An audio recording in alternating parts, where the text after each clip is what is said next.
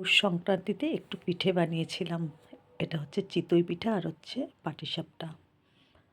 তো যাই হোক, এই যে নারকেলের পুর রেডি করেছি আর এদিকে পাটিসাপটার গোলাটা গুলেছি আর চিতই পিঠার গোলাটাও গুলেছি।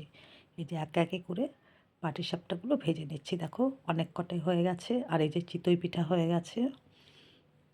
আবারও তাওয়া বসিয়ে দিয়েছি, আস্তে আস্তে সব পিঠাগুলো এইভাবে ভেজে ফেলছি।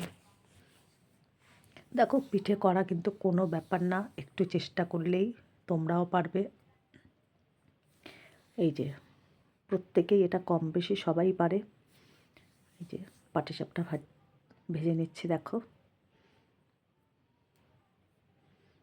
কি সুন্দর দেখবে উঠে যাবে। ব্যাটারটা গোলা ঠিক হলেই পিঠে কিন্তু খুব সুন্দর উঠে যায়। দেখো আস্তে আস্তে এক এক করে পিঠেগুলো সব আমি ভেজে নিচ্ছি। পাটিসাপটাগুলো আমার এই যে এক থালা পাটিসাপটা হয়ে গেছে আর চিতই পিঠাও হয়ে গেছে, কিছুটা ভেজে নিয়েছি